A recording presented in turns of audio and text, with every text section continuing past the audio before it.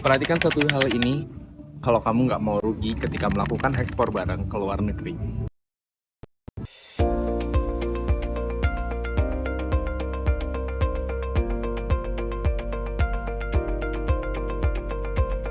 Namanya Incoterms, International Commercial Terms. Tujuannya untuk membagi biaya dan risiko pergerakan transportasi dan operasi terkait kedua belah pihak. Banyak pelaku usaha yang pengen melakukan ekspor barang tapi nggak tahu apa itu Incoterms. Ujung-ujungnya barang nyangkut di pelabuhan luar negeri, uang macet, dan nama baik rusak. Padahal mereka harus mempelajari apa itu Incoterms untuk menghindari semua kerugian itu. Nah, di konten kali ini, gue bakal bahas tuntas 3 Incoterms yang paling sering dipakai seperti export, FOB, dan CIF. Dilansir dari bisnis.com pada tahun 2023, ada eksportir asal Bandung yang kena masalah karena pakai Incoterm export buat kirim furnitur ke Jerman. Pas barang udah sampai pelabuhan di Hamburg, dokumennya ternyata bermasalah. Tapi karena dia pakai export, dia nggak punya kuasa buat ikut campur. Jadi rugi waktu, rugi nama, dan yang paling fatal, uang nggak cair. Makanya penting banget buat kalian tahu apa itu Incoterms sebelum melakukan kegiatan ekspor. Incoterms diperbaharui selama 10 tahun, dan saat ini kita menggunakan aturan Incoterms dari tahun 2020.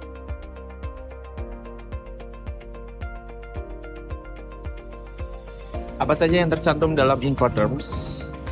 Yang pertama, tugas penjual dan pembeli. Misalnya, siapa yang mengatur izin atau pengangkutan ekspor, atau siapa yang memperoleh dokumen, pengiriman, dan lain sebagainya. Atau bisa juga pengalihan risiko barang dari penjual ke pembeli, ketika di mana pengalihan risiko tersebut. Dan juga alokasi biaya, pihak mana yang membayar siapa, atau pihak mana yang membayar apa saja. Yang pertama ada export atau EXU.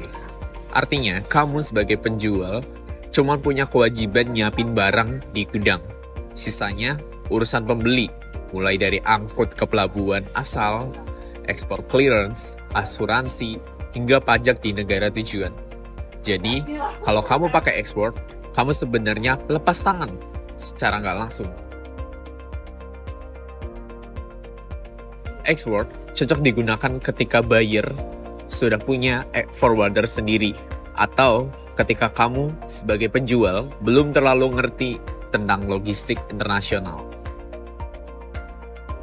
Ekspor terlihat menyenangkan karena kita terkesan lepas tangan, tapi kita harus hati-hati. Karena dengan ekspor, kamu juga kehilangan kendali. Kalau ada masalah pengiriman, kamu nggak bisa bantu apa-apa. Makanya, banyak praktisi logistik, seperti yang disebutkan dalam Journal of International Logistics tahun 2022, menyarankan ekspor hanya untuk transaksi dengan buyer yang terpercaya.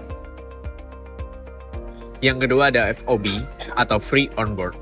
Di sini kamu sebagai penjual bertanggung jawab sampai barang naik ke kapal di pelabuhan asal.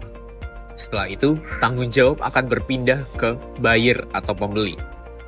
FOB itu cocok buat kamu yang punya akses ke pelabuhan, mau kontrol kualitas dan loading, dan punya partner freight forward di daerah lokal atau daerah kamu. Jadi, kamu masih bisa jamin kualitas barang sampai dengan titik pemuatan di kapal, dan buyer juga bisa atur shipping mereka sendiri. Menurut data ICC 2022, FOB adalah terkait dalam ekspor impor Asia Amerika karena fleksibel dan adil. Tapi ingat, jangan pakai FOB kalau pelabuhan jauh banget dari lokasi produksimu, karena ongkosnya kamu yang nanggung. Dan yang ketiga yang paling sering adalah CIF atau Cost Insurance Freight. Nah, yang terakhir dan yang paling sering disalahpahami adalah CIF. Di CIF, kamu sebagai penjual punya tanggung jawab buat kirim barang sampai pelabuhan tujuan, bayar biaya angkut, bayar asuransi minimal untuk bayarnya. Ini kelihatannya keren banget, karena buyer tinggal terima barang, tapi Jangan salah, resiko tetap pindah ke buyer begitu barang naik ke kapal. Jadi, kalau kapal tenggelam di tengah laut, secara legal kamu udah nggak tanggung jawab. Tapi citra brand kamu bisa rusak. Menurut laporan dari World Bank Logistic Report 2021, kesalahpahaman soal CIF ini sering jadi pemicu sengketa internasional. Apalagi kalau asuransi yang dikasih cuma level minimum. CIF cocok dipakai kalau kamu udah punya kerjasama dengan perusahaan pelayaran dan asuransi yang andal. Jangan pakai CIF asal-asalan, apalagi buat produk bernilai tinggi. Karena buyer bisa komplain kalau asuransinya gak cukup.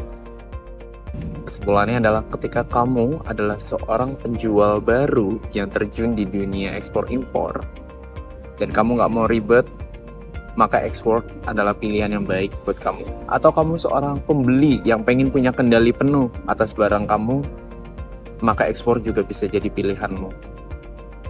Atau kamu pengen kesepakatan yang lebih adil, kamu bisa memilih FOB sebagai Incoterms yang kalian pilih.